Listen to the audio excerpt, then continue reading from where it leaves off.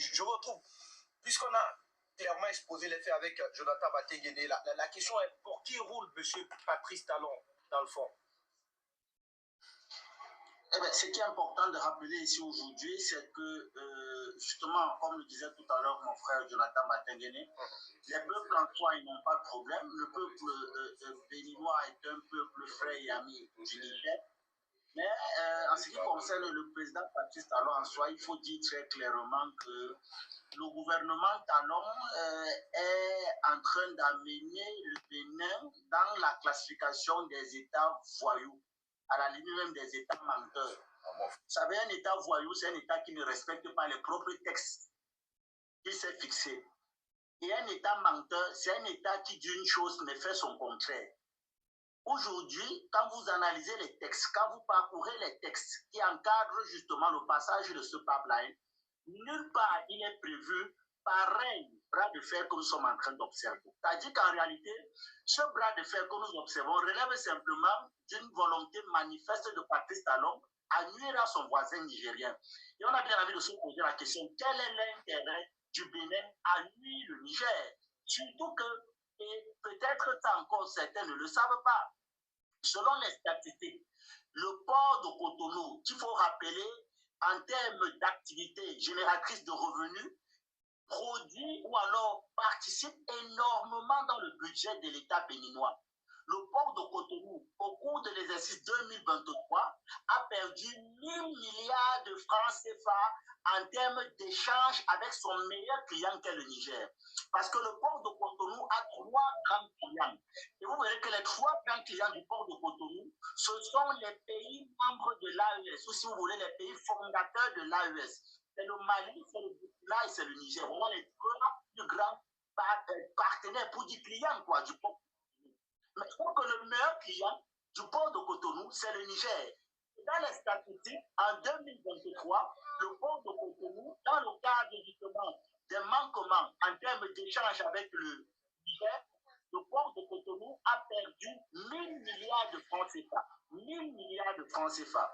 Et donc, on a bien envie de se poser la question, qui pourrait autant instrumentaliser le président Patrice Talon au point de plomber l'économie de son propre pays? Ça n'a pas de sens. Et la réponse est toute claire. La réponse est la France. Parce que qui a gagné derrière ce bras de fer qui oppose le Bénin aujourd'hui au Niger? C'est la France. Et je vais vous dire pourquoi. Je crois que Jonathan Batenguene a commencé un peu à vous expliquer. Aujourd'hui, en réalité, nous sommes dans une dynamique où la mise en valeur du potentiel minier du Niger fait peur aux multinationales et aux États impérialistes. En ce sens où, quand vous voyez la levée de 600 milliards que le Niger a fait au niveau du marché régional, en réalité, c'est un agent qui devait participer à réinvestir dans les domaines de souveraineté à l'intérieur du pays pour permettre au pays de sortir de la dépendance extérieure, précisément dans le domaine de l'énergie, dans le domaine du pétrole. Pour ceux qui ne le savent pas, il est important de rappeler que dans la région de Dossou, au niveau du sud-ouest du Niger, le Niger est en train de relancer un projet de construction d'une raffinerie d'une capacité de 100 000 barils jour. 100 000 barils jour. Le comité de pilotage et de suivi de ce projet a été installé le 7 juin. Ce qui est passé récemment. La capacité justement de ce projet, parce qu'il n'y a pas seulement la construction de cette raffinerie d'une capacité de production de 100 000 barils jour. Derrière également, il y a la construction d'une usine de pétrochimie, d'un complexe pétrochimique capable justement de raffiner le pétrole nigérien sur place. Écoutez, capable de raffiner le pétrole nigérien sur place. Alors, derrière ça, vous comprenez quoi? Vous comprenez que la dynamique en cours actuellement du Niger est de permettre à ce pays de passer d'une production actuelle de 100 000 à 100 000 barils jour à pratiquement 250 300 000 barils jour d'ici 2025. À partir de cette personne, le Niger obligatoirement devient un pays sur le plan international, un pays stratégique avec lequel tout le monde veut commercer. Parce que aujourd'hui, il est impératif de savoir que dans le cadre justement de cette stratégie au niveau du système énergétique et des systèmes de production du Niger, l'intention est de permettre dans sa capacité de production politique, de permettre à l'AES de se consolider et d'être beaucoup plus efficace dans le cadre de la réalisation de ces projets. Et ça nuit aux impérialistes. Alors, il est impératif pour que de bloquer ce mécanisme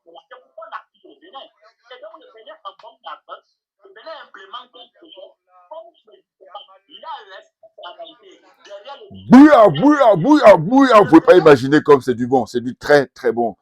Très, très bon niveau et très, très élevé, là. Un niveau très haut. Voilà, là, c'est un frère, là, qui est sur Afrique Média comme Batenkene. Ils sont très brillants. Ils sont très qualifiés. Et donc, c'est la situation qui se passe entre le Bénin et le Niger ou entre le Niger et le Bénin. Patrice Talon, l'amateur. Et quand je dis amateur, c'est un euphémisme. Écoutez, bonjour à tous. Djoubian, c'est mon surnom sur le net. Je suis accessoirement, mais accessoirement seulement spécialiste de la France. En revanche, je suis un panafricain très convaincu, un panafricain très convaincant, un authentique panafricain. Pas les panafricains pacotis ou de circonstances, ou les panafricains opportunistes. Afrique Média, je vous dis, j'aime beaucoup parce que je regarde de temps en temps, naturellement. Donc, toujours pareil, je dis, j'applique ça à ma formule. On ne peut pas jeter le bébé et l'eau du bain. Le bébé étant justement des garçons comme ça, des frères comme ça, très qualifiés. Hein, c'est les bébés, ça. Puis il y en a d'autres là, par contre, qui sont pourris. Et donc, eux, c'est le bain, il faut les jeter. L'eau du bain, là. Voilà. Hein? Mais sinon, vraiment, c'est une bonne équipe. Enfin, en tout cas, un instrument qui est intéressant pour l'éveil des consciences du peuple africain, hein, du peuple francophone en particulier. Même ils font aussi, je crois, le côté anglophone aussi. Donc, le peuple africain en général et la diaspora africaine, afro-caribéenne et tout ce beau monde là. Voilà, très clairement. Afro-américaine, tout, hein, tous les négros qui sont dans le monde entier. C'est clair. Donc, en fait, je reviens aujourd'hui pour parler de l'actualité donc concernant les turpitudes de monsieur Patrice Talon, un amateur. Et je vous dis là encore, quand je dis amateur, c'est gentil. Parce que ce monsieur, il prétend être un homme d'affaires. En tout cas, il est connu pour ça. Mais simplement, il a pu escroquer hein, l'État béninois. Il faut faire un audit. Là aussi, pareil. Pareil, ça demande des moyens. Il faut vérifier sur les 30 dernières années comment ça se fait, comment il s'est monté ce monsieur-là pour devenir riche au Bénin, Patrice Talon. Et vous allez voir qu'il a blagué des gens comme Yahi Boni et compagnie. Il les a blagués, hein, il les a, voilà, il les a floués. Ils se sont fait avoir. Voilà. Il joue le petit malin. Mais sauf que là, il a atteint ses limites. Et son patron, son boss, c'est qui? Eh bien, c'est le général Tchani. Ah, je lui dis, moi, j'utilise toujours le terme de virilité. Ah oui, oui, c'est-à-dire que là, Patrice Talon, femmelette, là, enfin, comme dirait le capitaine Ibrahim Traoré. Non, non, c'est ça. Hein. Je vous dis, le mari des garçons pour les chefs d'État du monde entier, j'ai nommé son excellence, hein, Vladimir Poutine. Voilà. Pour moi, cet homme est un homme providentiel d'abord pour son peuple et un homme providentiel pour tous les peuples africains, tous les pays africains qui veulent sortir de l'impérialisme, du colonialisme et de la France-Afrique. Bouya. Ensuite, maintenant, on a les maris des garçons en Afrique. Ce sont le général Tchani du Niger, le capitaine Ibrahim Traoré, comment dire, du Burkina Faso, et puis les colonels au Mali, conduits par le colonel Assimi Goïta. Voilà. Bon, j'espère qu'il y aura beaucoup plus de, comment dire, de spéculation, mais que rien n'est très grave au Mali, parce que j'écoute de temps en temps le frère Tunkara, là. Lui, il est alarmiste. Bon, il est de bonne humeur la plupart du temps, mais des fois, il est alarmiste, et donc je dis, bon, j'attends d'avoir le son de cloche de le général Issa Diawara que je regarde aussi de temps en temps, même si c'est vrai que je vous dis, le moment viendra où quand on va se regarder les yeux dans les yeux, on sera en live. Là, c'est là, on va mettre les cartes sur table. Voilà, comprenne qui veut, comprenne qui peut. Bon, là, c'est un autre débat. Bon, donc, on y va. Mais écoutez, pour ne pas perdre de vue, parce que là, j'ai pas noté, j'ai juste pris quelques lignes là, d'un article voilà, qui parle de ça. Mais sinon, j'ai pas noté là. Mais justement, quand j'ai pas noté, pour ne pas oublier, je dis en même temps. Moi, mon choix se porte sur deux personnalités pour les élections prévues au Bénin en 2026. Oui, oui, oui. Là, c'est dans 2 ans, peut-être même 1 an et demi. Bon. En 2026, les élections au Bénin. Et Patrice Talon, je vous dis, le peuple béninois, hein, sachez que s'il n'y avait pas l'expérience là avec le général Tchani, vous aurez pas pu enlever Patrice Talon. C'est pas possible.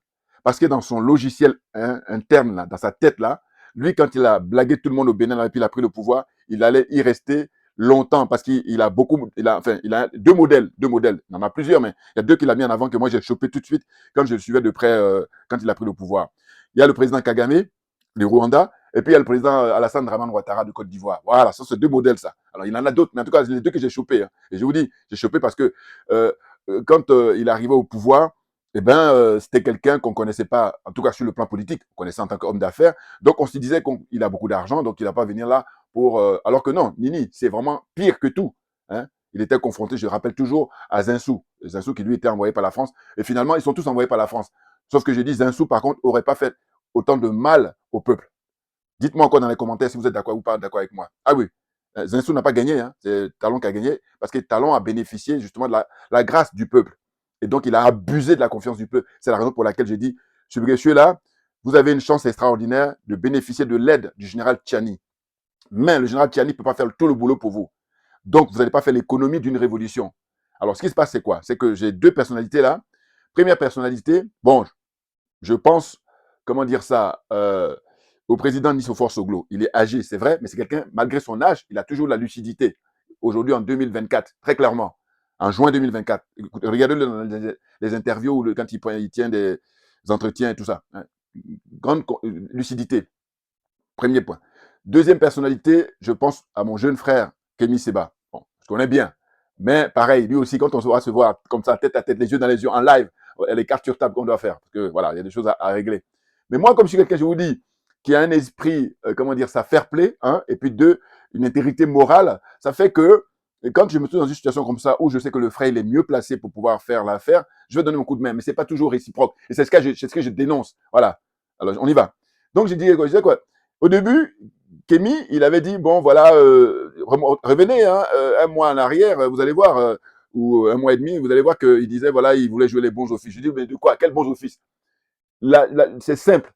Le peuple du Niger, conduit par le général Tchiani, qu'est-ce qu'il demande? Il demande à ce que Patrice Talon se débarrasse de l'armée française, des bases militaires françaises qui sont installées là-bas, discrètement, hein, au Bénin, parce qu'il menace la sécurité du peuple du Niger. C'est tout. Et ça, c'est un préalable non négociable. Je répète, les bases militaires françaises qui sont au Bénin, installées là, quand ils ont quitté le Niger, hein, ils se sont dispatchés. Il y en a d'autres qui sont partis un petit peu au Tchad, il y en a qui sont partis beaucoup en Côte d'Ivoire, et puis il y en a d'autres qui se sont retrouvés là-bas, comment dire ça, au Bénin. Voilà. Donc, ils doivent se débarrasser à 100%. Même pas un seul conseiller ne doit rester là-bas au Bénin. Voilà. Ça, c'est le préalable. Mais tant que ce n'est pas fait, venez pas perdre le temps des gens. Voilà. Venez pas perdre le temps des dirigeants du Niger, parce qu'ils ont tout expliqué. Hein. Le Premier ministre, le président Tchiani lui-même, mais surtout le Premier ministre, tout est expliqué. Voilà. Donc, les choses sont claires. Donc, je dis quoi? De dire que, pourquoi j'ai dit, bon, finalement, le frère Kémy, hein, il y a deux personnalités, hein, vous allez voir mon analyse.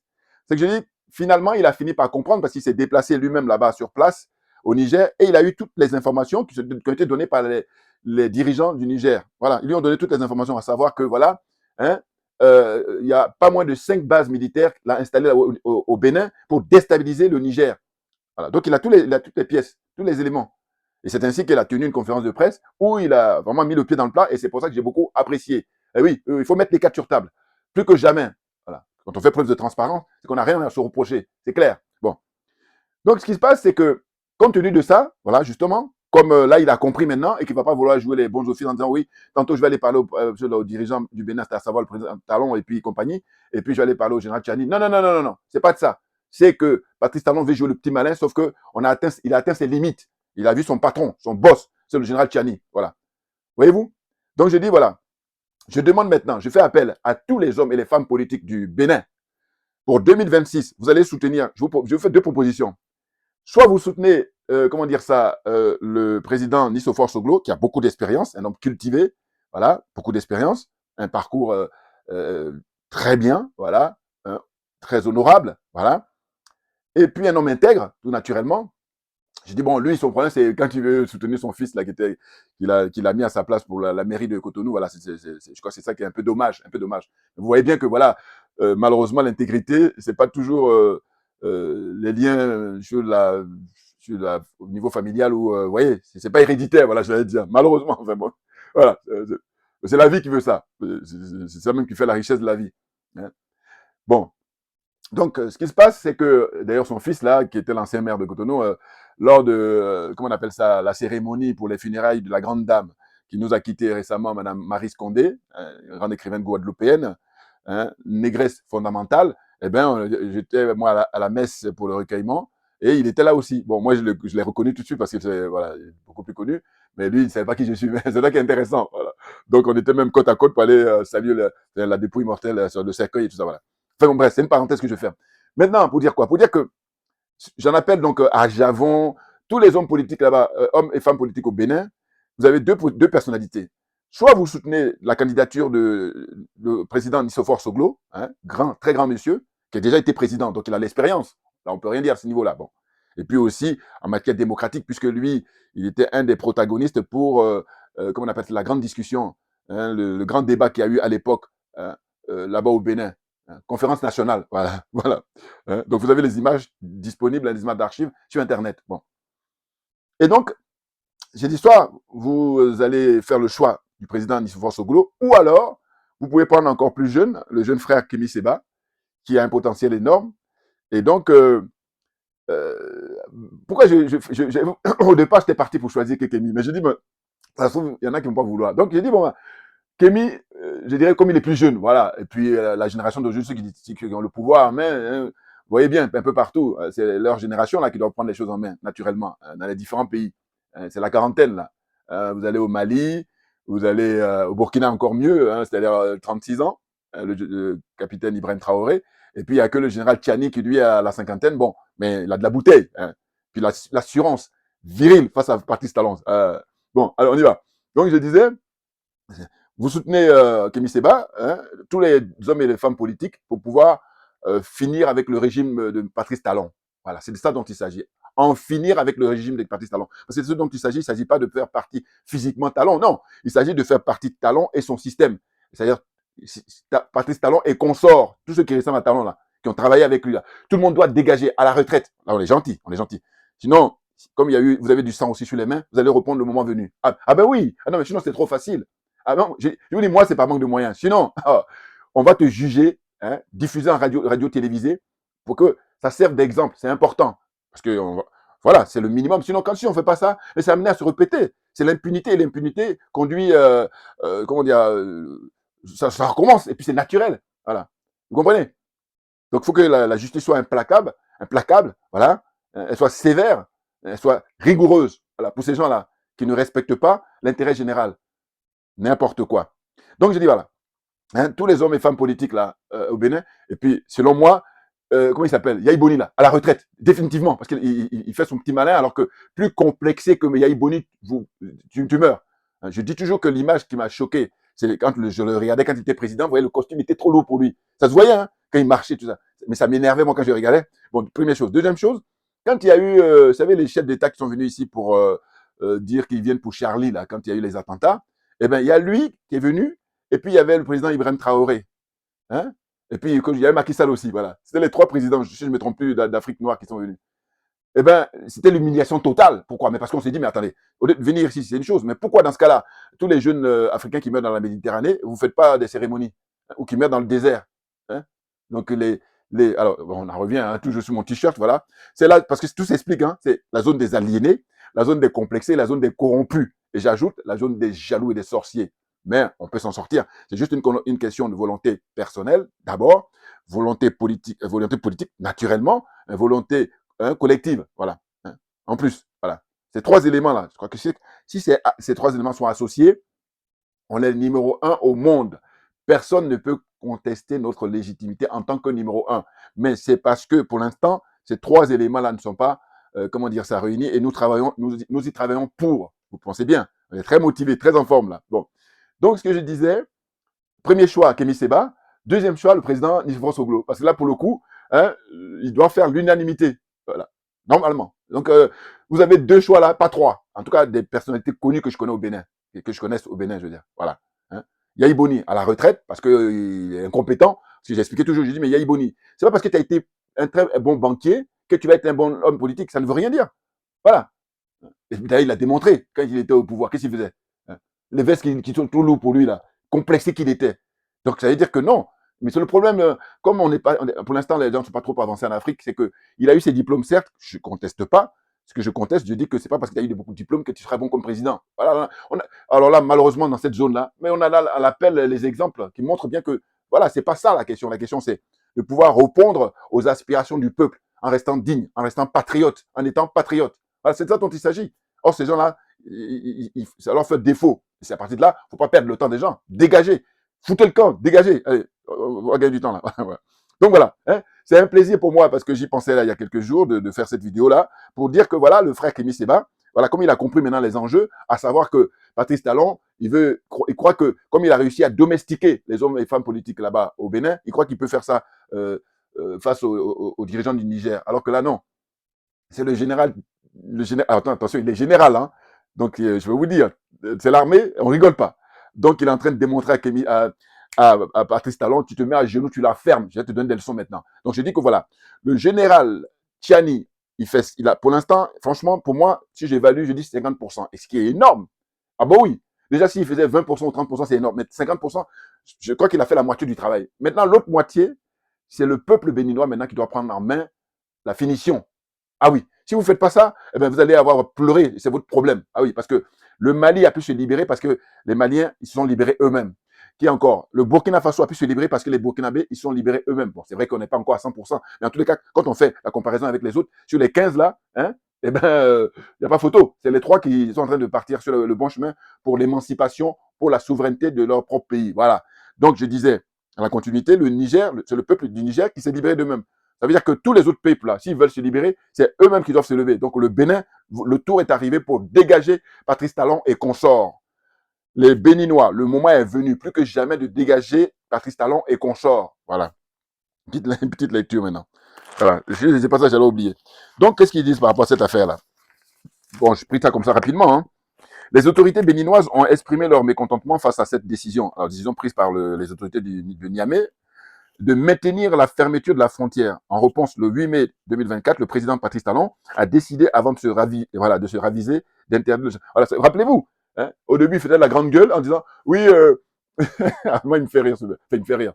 Pas tant que ça, voilà, mais il m'énerve plutôt. Voilà. Donc, il disait, comme vous voulez pas lever la frontière, là, vous laissez fermer votre frontière, eh ben nous, il ne va pas y avoir comment on appelle ça, l'embarquement du pétrole brut. Alors que, vous voyez, là, j'ai montré tout à l'heure le jeune frère camerounais, là. Il a expliqué tout. Il dit, mais la perte énorme que représente enfin, le manque à gagner, voilà, pour le port de Cotonou, mais c'est énorme, parce que le port de Cotonou, son business, hein, dans le budget, le budget comment on appelle ça, du Bénin, c'est important, parce que ça rapporte. Vous voyez?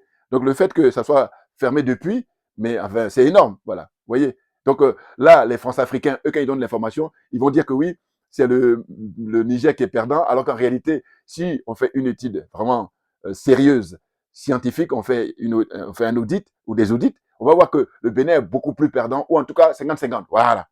Vous voyez? Mais la différence, c'est que le général Tiani et puis le peuple du Niger, ils ont la fierté. Voilà. Ils ont raison, tellement raison dans cette affaire-là. Parce que Patrice Talon, certains même disent, certains spécialistes disent qu'il joue le rôle que joue l'autre là, comment il s'appelle, l'autre qui joue au piano avec son sexe là, qui est en Ukraine là-bas. Vous voyez, Zelensky là, voilà. Donc on dit Patrice Talon, il jouerait un peu ce rôle-là. Ce qui est pas faux, ce qui est pas faux. Et bien entendu, à une moindre mesure évidemment, parce que pour l'instant il n'y a pas de bombe encore qui tombe. Et Dieu merci, parce que l'Afrique depuis des siècles paye un sacrifice pour les pertes en vies humaines. Vous comprenez?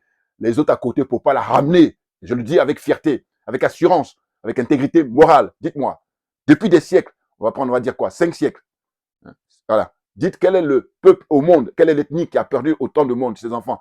D'abord, perte vie humaine, et puis aussi humilié. Dites-moi, il n'y en a pas. Donc c'est pour ça que, fort de le recul que nous avons, toutes les connaissances qu'on a, on va donner des leçons, on s'assoit, on ferme, hein, on la ferme définitivement, parce que faut pas perdre notre temps. Hein. Les trolls, là, fatigue les gens. Bon, donc à la suite. Je disais que Patrice Talon, il a fini par comment dire, revenir à la raison, un petit peu, parce que ça n'a pas duré, puisque les Français sont derrière. Voilà, ce sont eux qui le poussent, là. En lui disant, non, non, vas-y. Alors, vous voyez, c'est à quoi j'ai pensé, moi, face à cette histoire-là. J'ai dit, mais le manque à gagner, il va être comblé par les billets de CFA qui sont fabriqués ici. Voilà. Quand eux, ils utilisent le thème de planche à billets, mais ils sont les numéros 1 en matière de planche à billets. Les numéros 1, d'abord, c'est les États-Unis, avec leur dollar, et puis numéro 2 sont les Français, avec le franc CFA. Mais bien entendu, c'est clair et net pour moi. Alors que je vous dis, je ne suis même pas un spécialiste, mais c'est mon bon sens qui me aide, qui me guide, et puis mon intégrité morale, très clairement. Boulard, c'est trop bon, voilà. Hein? Donc la planche à billets, ils sortent ça au maximum, et puis ils donnent à Patrice Talon en disant, compte sur nous pour combler tout ton manque à gagner. Et c'est pour ça que lui, il continue à faire cette fuite en avant qui ne sert à rien, hein, issue, voie sans issue, voilà. Mais on arrive à la fin, là. Il jouait le malin depuis des années, là, ou depuis des décennies. Là, il a trouvé son patron, il a trouvé son mari. C'est le général Tiani. Il va s'occuper de lui, là. N'importe quoi. Donc, la suite. Et donc, il disait, en réponse le 8 mai 2024, le président Patrice Talon a décidé, avant de se raviser, voilà, d'interdire le chargement du pétrole brut nigérien via la plateforme Semepoji au Bénin. C'est l'oléoduc géant de 2000 km qui devait permettre au Niger d'exporter son pétrole brut sur le marché international. Les raisons de cette réaction de Cotonou, selon le président béninois, était la décision des militaires nigériens de maintenir... Bon, voilà. Donc, en gros, lui, c'était ce que j'ai dit tout à l'heure. Mais ce qu'il faut savoir, c'est que actuellement, le général Tchiani et ses compagnons de lutte, ils sont en train de réfléchir pour maintenant changer de cap. À savoir que faire passer leur pétrole brut par d'autres pays. Et les spécialistes disent quoi? Il y a la possibilité de passer par le Cameroun, voilà, même si c'est vrai que ce serait peut-être moins pire, hein, que le Bénin. Voilà. Parce que le Cameroun, c'est un cas d'école. Il y a beaucoup de contradictions. Ils ont ce côté-là de vanter de dire qu'ils sont, comment dire ça, panafricains, alors que j'ai dit, bon, faut relativiser. Parce que je dis, pour que je te valide en tant que panafricain, il faut déjà commencer à respecter ton peuple, à faire du bien à ton peuple. C'est un préalable non négociable. Or, je vois que Paul Biya et tous ceux qui sont comme lui, c'est-à-dire Paul Biya et consorts, ils font pas du bien au peuple camerounais depuis fort longtemps. Voilà, c'est une réalité incontestable. Donc, on la ferme, on s'assoit, on prend des notes. On n'a rien pour nous fatiguer là. Voilà, ce que je dis là. Ce que je viens de dire, je dis, pour moi, vous voyez, je donne toujours l'exemple sur le colonel Kadhafi. Je dis, le colonel Kadhafi a fait plus de 40 ans au pouvoir, mais quand il était au pouvoir, son peuple était très bien loti. Voilà, tout simplement. Tout simplement. Et donc, j'ai dit que si tu ne pratiques pas la démocratie au sens classique, hein, c'est-à-dire alternance, mais au moins, fais comme Kadhafi, ton peuple doit être bien loti sur le plan sanitaire, sur le plan de l'éducation, sur le plan, comment dire ça, alimentaire, tout. Voilà, il était bien. Un confort de vie, niveau de vie très élevé, le colonel Kadhafi quand il était vivant. Donc, c'est ce qu'il faut faire. Donc, il y a deux possibilités là. Voilà. Si vous n'avez pas la force de faire la démocratie, ou vous voulez jouer les trucs, mais dans ce cas-là, faites comme Kadhafi. Et ceux qui ne font pas ça, je dis, bon, éloignez-vous du pouvoir parce que vous êtes à votre place. C'est tout simplement ça. Moi, je ne vois pas trois, je vois deux. Voilà ce que je dis là. Soit colonel Kadhafi, c'est l'exemple, soit la démocratie, comme je vous dis, j'ai cité les pays là habituellement. Parce que heureusement qu'au monde, il y a des pays, même s'ils ne sont pas nombreux, hein, où la démocratie, elle marche parce qu'on respecte le peuple. L'alternance. Tu viens là, tu es là tu es au service du peuple. Si tu fais l'affaire, tu restes. Et puis même, quand même tu fais l'affaire, il y a une durée. Oui, parce que tu n'es pas le seul enfant du pays. Voilà. Donc tu passes le relais à l'autre et puis c'est la continuité. Ah, comment ça se passe? Oh là, des idiots, des cupides, des voyous qui sont là, qui font le malin alors qu'ils ne sont pas à leur place. Allez, la suite. Donc, excusez-moi, mais là, la pêche, là, la pêche. Hein? Donc, malgré la réouverture de la frontière par Cotonou, Niamey continue d'exiger le départ des troupes françaises. Ils ont tellement raison, stationnées près de la frontière entre les deux pays, dont la présence n'a jamais été prouvée. Ah oui, voilà. En fait, celui qui a écrit l'article là, lui, c'est France-Africain. Mais c'est pas grave. Je peux le rectifier, voilà. Il dit ça n'a jamais été prouvé. Mais de quoi? Il faut regarder la conférence de presse du Premier ministre du Niger, il a tout détaillé. Alors, qu'est-ce qu'il faut de plus? Comme je dis toujours, je dis, mais avant, quand il n'y avait pas Internet, on faisait le malin. Mais aujourd'hui, il y a Internet, donc, alors, évidemment, il y a à boire et à manger. Maintenant, l'intelligence veut qu'on fasse le tri. Voilà, quand tu es intelligent, tu fais le tri. Mais moi, je dis, je préfère l'avènement d'Internet que ce qui se passait avant. Ah oui, parce qu'avant, quand il n'y avait pas Internet, eh ben, il y a des gens, soit il faut être qualifié, soit il faut être averti. Enfin, en tout cas, c'était très restreint, les gens qui avaient le pouvoir comme ça d'informer. Or, aujourd'hui, voyez-vous, je dis, moi, qui n'ai même pas fait une école de journalisme, mais par le peu que je sais, ben, je vous dis, il y a des gens plein de diplômes qu'ils ont dans le même sujet là qu'on doit débattre. Je les mets à plat parce que eux, leur problème, c'est le complexe. Un, c'est l'aliénation. Deux, et la corruption. Bouya, on est trop bon. Dieu merci. Enfin, Dieu seul sait, je veux dire. Voilà. Ensuite. Donc, il est également important de noter que le Niger a rompu ses relations diplomatiques avec la France en raison du soutien français. Mais bien entendu, au régime renversé par Mohamed Bazoum. Voilà. La suite, il parle de médiation et arrestation. Je vous dis, la médiation, il est hors de question. C'est-à-dire qu'en fait, pour commencer votre médiation là, il faut qu'à le préalable, tous les militaires, soldats français qui sont là-bas au Bénin dégagent. Même pas un seul conseiller ne doit rester. Voilà. Ça, c'est un préalable non négociable. Et s'il n'y a pas ça, c'est pas la peine de perdre le temps des gens. Les gens, ils ont affaire, ils ont du travail. Voilà. Donc, le Bénin accuse les experts nigériens. Voilà, c'est ça. Donc, ce qui a poussé à faire cette vidéo, c'est le fait que récemment, hein, je vais lire puis après je fais mon commentaire. Hein, le Bénin accuse les experts nigériens de s'être frauduleusement. Voilà, non, il faut que je reprenne au début. Excusez-moi. Une réunion de médiation s'est tenue à Niamey en juin 2024 à l'initiative de la société chinoise. Voilà, c'est ça. Parce qu'en fait, les Chinois, comme ce sont eux qui sont les maîtres d'œuvre, hein, bon, c'est leur business. Maintenant, ils ont besoin de prendre le pétrole, comment dire ça, du Niger pour faire passer ça par le Bénin, puisque le Niger n'ayant pas accès à la mer. Mais le problème, c'est que quand à l'époque, ils avaient signé ça, ils n'avaient pas pensé, eux tous, que ce soit les Chinois, que ce soit surtout Patrice Talon avec la France, ils n'avaient pas imaginé que le général Tchiani était là, il arrivait comme digne fils du pays, voilà, qui défend les intérêts de son peuple. Et faire ça, c'est le minimum. Vous comprenez? Donc, ils n'avaient pas imaginé ça. Ils avaient signé ça à l'époque, je crois que ça devait être avec Issoufou, l'autre vendu aussi, mais moins vendu que Bazoum. Voilà, tout ce club-là. Hein. Les mercenaires là, au service de la France-Afrique. Voilà. Donc, ils n'avaient pas imaginé ça. Donc, ils ont signé les accords. Et donc, à l'époque, Patrice Talon, il était tout content. Il a signé, même en fermant les yeux, à mon avis. Parce que maintenant, aujourd'hui, au lieu d'appliquer ce que lui-même a signé, il ne veut pas respecter. C'est pour ça que le frère là qui a parlé, je suis comme lui, ou même j'ai même dit aussi comme lui, hein, que c'est un voyou. Il ne respecte pas ce qu'il a signé. N'importe quoi. Bon. Donc, ce qui s'est passé, c'est que, voilà, la réunion, à cette réunion-là, Patrice Talon a profité pour donner, je crois, une enveloppe, enfin un message pour son homologue, le général Tchiani. Et le général Tchiani dit, non, j'ai pas le temps. Voilà, il va être reçu par mes conseillers là. Et Patrice Talon était vexé. Mais ça, c'est le début. Et oui, tu vas partir. J'ai dit le mieux, que ce soit avant. Maintenant, au pire, c'est que, hein, au terme de son mandat, qu'il dégage définitivement. Puis on va le juger le moment venu. Ah oui, c'est pas possible. C'est pas possible. Faire du mal comme ça aux gens, alors que c'est un bien qui appartient à tout le monde. Voilà. Des nazes. Voilà, donc c'est ça. Hein, excusez-moi, parce que là j'ai besoin de faire les commentaires, mais aucun terrain d'entente ne semble avoir été trouvé. Malgré les efforts de médiation, les tensions entre le Bénin et le Niger se sont accrues avec l'arrestation de 5 experts. Voilà, c'est ça, envoyés par le contrôle. Voilà, c'est ça. Hein, le Niger se sont accrues avec l'arrestation de 5 experts nigériens, hein, envoyés pour contrôler l'embarquement du pétrole nigérien acheminé jusqu'au port Bénin. Voilà. Donc en fait, il y a des experts du Niger qui sont envoyés pour contrôler. Or, tout ça était prévu dans les accords. Maintenant, moi, ce que j'ai suivi au niveau des médias, c'est que, j'ai regardé même, je crois, surtout sur la chaîne togolaise, c'est qu'ils disent, mais les 5 experts là, ils sont venus comment? Est-ce qu'ils sont venus à pied? Est-ce qu'ils sont venus à vélo? Est-ce qu'ils sont venus en voiture? Ou alors, ils ont pris l'avion pour arriver, comment dire ça, au Bénin, à l'endroit où ils devaient aller. S'ils sont venus par l'aéroport, ben, ils ont été contrôlés. Donc, en fait, Patrice Talon, c'est que du bluff, c'est que du mensonge. Hein, et il est encouragé par la France et il fait n'importe quoi. Il ne pas respecter les accords qu'il a signés. Donc, en réalité, c'est un prétexte. Il a les boules, il les a là. Le fait que la frontière n'ait pas été levée, ça le perturbe parce que lui-même, il a son propre business.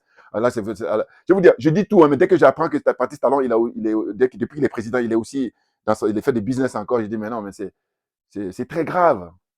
Oui, parce que quand tu es homme d'affaires sans te mettre dans la politique, même si tu tirais les ficelles, c'est différent. Mais là, une fois que tu prends un mandat public, je vous dis que moi, c'est non négociable en la matière. Il n'y a pas de négociation. Parce que je dis, il y a tellement de choses à faire. Pourquoi tu as besoin de venir là? Si tu viens là, il y a un préalable, c'est avoir l'intégrité morale, hein, ne pas être corrompu, hein, n'importe quoi. Oh. Si vous savez. Donc, ils ont été envoyés pour contrôler, ils sont venus pour leur boulot, et puis c'est des gens très qualifiés. Il y a une dame même parmi eux. Et là, lui, il les arrête. Donc, eux, c'est juste des boucs émissaires. C'est un prétexte qui a trouvé Patrice Talon. Il a tellement les boules que le général Tchiani, il a ouvert ses frontières. Pour les autres pays, là, il a ouvert, parce qu'il n'y avait pas que le Bénin. Le Nigeria, il a ouvert. Hein, il a ouvert partout. Sauf parce et en plus, quand ici, il disait rien. Mais il précise, il dit, les militaires, les bases militaires là-bas, il faut les démanteler, il faut enlever. Parce que avant que Patrice Talon arrive, c'est la question qu'il faut se poser toujours. C'est dire, mais avant que Patrice Talon arrive, est-ce qu'il y avait des bases militaires au Bénin? Question. Voilà. Donc là aussi, pareil, faites des commentaires. Ils passent leur temps à mentir. Et je vous dis, eux, leur religion, c'est le mensonge. Ils ont érigé le mensonge comme étant leur religion. Donc à partir de là, il ne faut pas s'étonner par rapport à leur attitude. Des voyous. Bon, alors la suite. Donc, on disait que ils ont été arrêtés, hein, alors qu'ils sont venus juste pour contrôler.